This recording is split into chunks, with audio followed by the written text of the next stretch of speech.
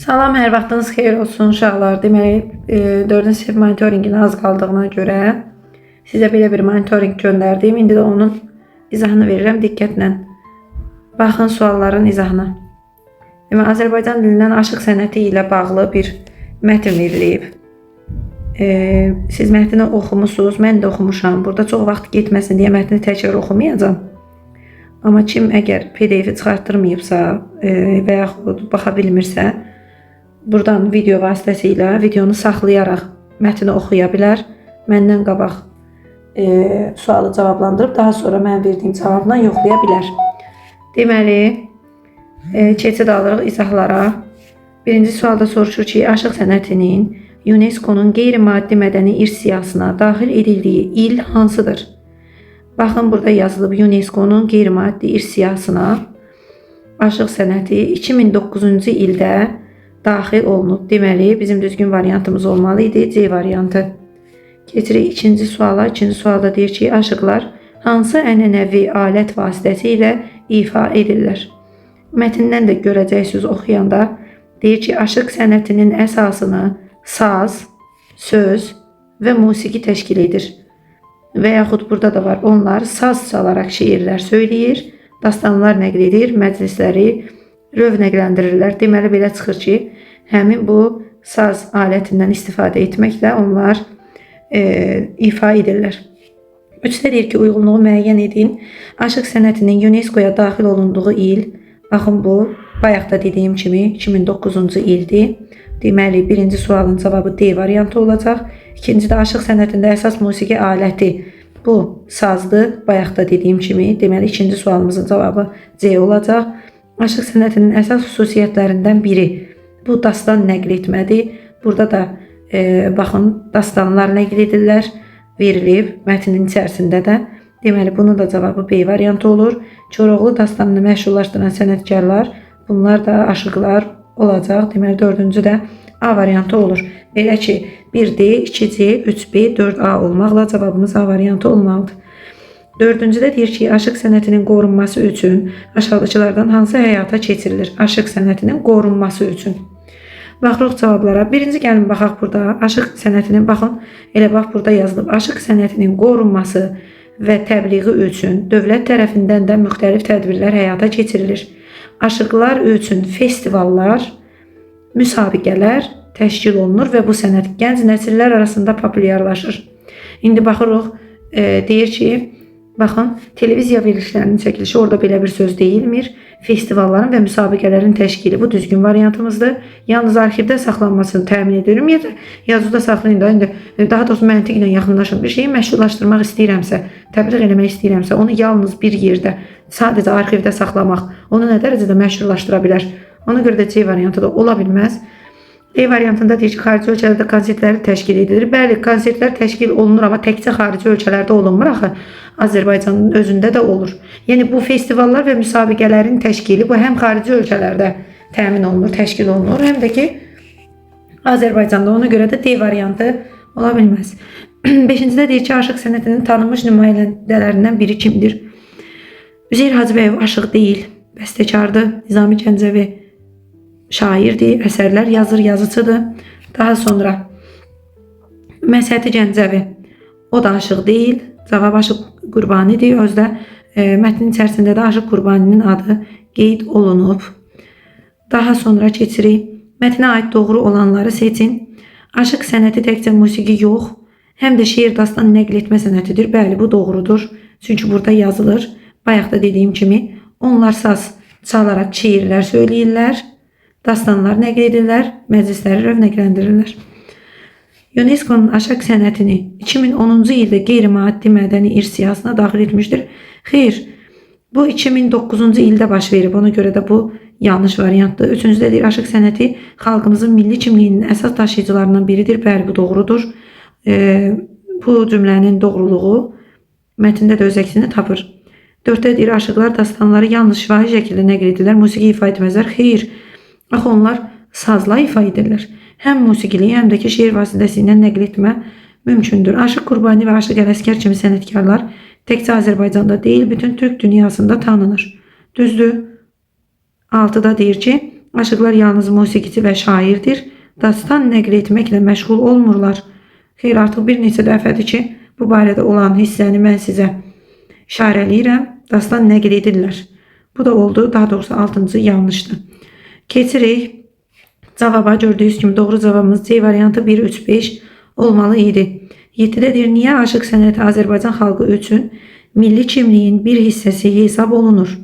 A-da deyir, çünki aşıqlar müxtəlif xalqlardan təsirlənmişlər. Xeyr.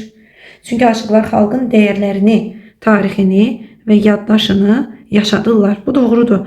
Yəni aşıqlar öz dastanlarında, daha doğrusu öz fəaliyyətlərində dastanlardan bəzi söz açaraq, danışaraq, yəni bizim milli kimliyimizi, bizim keçmişimizi daha rahat gələcək nəsillərə çatdıra bilirlər. C-də deyir, çünki aşıqlar ancaq milli musiqi ifadə edirlər. Xeyr, milli musiqi ifadə etmirlər. D-də deyir, çünki aşıqlar şeir yazan sənətkarlardır. Xeyr, bu da düzgün deyil. 8-də deyir ki, aşıq sənəti xalq dastanlarının geniş yayılmasında necə rol oynayır? A variantında şifahi şəkildə onların yayılmasını təmin edir. Bəli, yəni onlar dastan söyləyirlər. Saz çalaraq, şifahi şəkildə dastanları söyləyirlər və hər yerdə də yayırlar. Onlar dastan yazmırlar. Keçmiş dastanları söyləyirlər. B-də deyir, yalnız yazılı formada dastanlar bəstələyirlər. Dastanı birincisi bəstələmirlər. Amma yazılı formada onlar bayaq da dediyim kimi dastan yazmırlar. C-də deyir, xarici musiqiçilərlə birgə ifa edirlər. Xeyr. Dastanların məzmununu dəyişərək təqdim edirlər. Xeyr. Deyir, mətndə hansı aşığın adı çəkilmir? Baxaq. Mətndə burada Aşıq Qurbaninin, Aşıq Abbasın, Tufarqanlı, baxın burada Tufarqanlı və Aşıq Ələsgər kimi sənətkarların adları çəkilir. Lakin Aşıq Məhəmmədin adı çəkilmir. 10-cu aşıq sənəti əsasən hansı coğrafi bölgələrdə yayılıb? A-da Afrika, Asiya, Türk xalqları, Avropa ölkələri, Amerika qitəsi. Burada yazılmışdı. Mən onu gördüm. Bir dəqiqə indi onu tapım. Bax daha. Deyir ki, onların deyir yaradıcılığı təkcə Azərbaycan daxilində deyil, bütün Türk dünyasında geniş yayılıb. Yəni düzgün cavabımız Türk xalqları arasında olmalı idi. 11-də deyir ki, aşıq sənətinin qorunması üçün festivallar təşkil olunur. Çünki, niyə təşkil olunur festivallar? Çünki milli irsin geniş kütlələrə çatdırılması təmin edir. Yəni bizim milli dəyərlərimizi bu festivallar vasitəsilə istər xaricdə, istər Azərbaycanda geniş tanıtmağa çalışırlar. 12-də deyir ki, hansı xüsusiyyət aşıq sənətinə aid deyil? Şifahi ənənəyə əsaslanır, düzdür. Sazla müşayiət olunur, bu da düzdür. Milli kimliyi əks etdirir, bu da düzdür.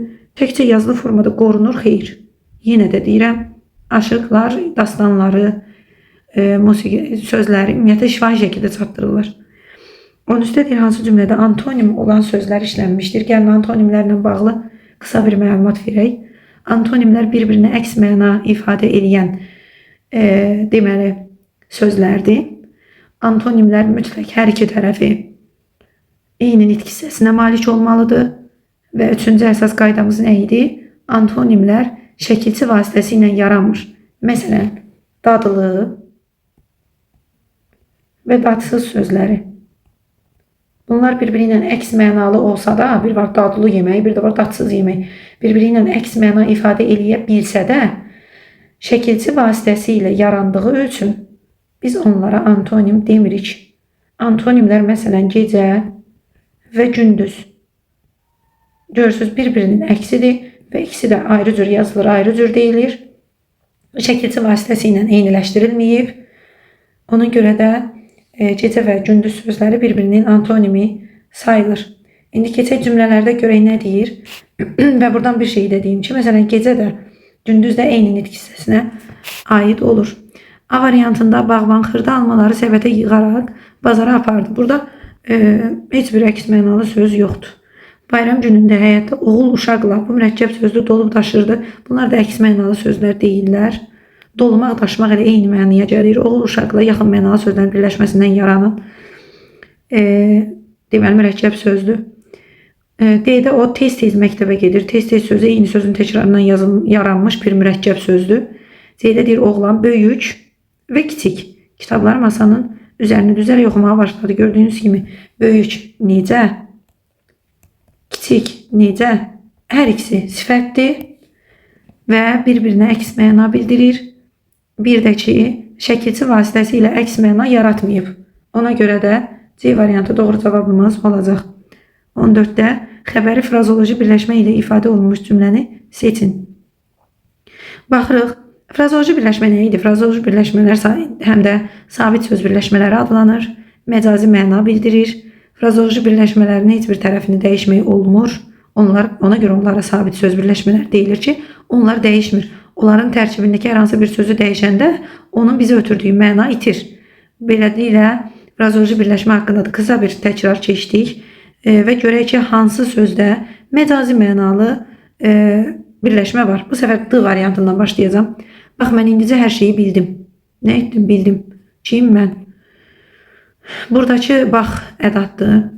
İndi onu da dedim, deyim. Hər şeyi əvəzlikdir. İndicə zərfdir. İndi baxın, burada frazoloji birləşmə yoxdur. Yəni məcazlıq bildirən bir şey yoxdur. C variantında Əhməd kişi çiynində tüfəng meşəyə tərəf gedirdi. Burada da yoxdur. Bunun da xəbəri nə edirdi? Gedirdi. Kim? Əhməd kişi müftədası da budur. Gedirdi sözü birincisi söz birləşməsi deyil, ikincisi də ki məcazi mənalı deyil. B-də deyir, şagirdlər kitabxanaya getdilər. Nə etdilər? Getdilər. Yenə də söz birləşməsi deyil və məcazi məna bildirmir. Düzgün cavabımız A variantı olmalıdır. O mənə bir anlıq nəzər saldı. Biz nəzərimizi götürüb harasa salmırıq ki, bu məsələn hansısa bir əşya deyil ki, onu götürək harasa salaq, nə bilim, nəsə də əlimizə götürüb ondan istifadə edə bilək. Nəzər salmaq bu frazoloji birləşmə gedir və məcazi məna bildirir. 15-ci sualda deyir ki, sadə sözlərdən ibarət olan cümləni göstərin. Bilirsiniz, nə etmək lazımdır? Sadəcə sadəni axtarıramsa, deməli, əgər cümlənin içərisində mürəkkəb və düzəltmə varsa, mən onu götürməyəcəm. Bunu biraz yaxınlaşdıraq ki, təhlil edə bilək. A variantı olmayacaq. Niyə? Ağıl sözün köküdür, L leksik şəkilçidir. Ona görə də ağıllı düzəltmə sözdür. Düzəltmə. Ona görə olmaz. Ev, eşik, el, oba sözləri mürəkkəb sözdür. Mürəkkəb. Ona görə o B variantı olmaz. Atam bizə rəngli karandaş almışdı. Nə etmişdi? Almışdı. Kim atam? Burada rəng sözün kökü, L leksik şəkilçi düzəltmə olduğuna görə cümlənin tərkibində bunu da götürə bilmərik. O deyir ki, ancaq sadə sözlər olsun. Cavab D variantıdır. Yaman günün ömrü az olar. Burada yaman sadə sözdür. Günün sözünün kökü gündür. Deməli, ün isə yəli hal şəkilçisidir. Ömür sözünün kökü ömürdür. Ü mənsubiyyət şəkilçisidir. Bir daha nəzərinizə çatdırım ki, günün ömrü sözü 3-cü növ təyinli söz birləşməsidir. Az sadə saydı. Olmaq etməkdə ki, bilirsiniz ki, feil hesab olunur. Bu bizim birinci mətnimizin izahı. İndi keçəcəyik ikinci mətnimizə.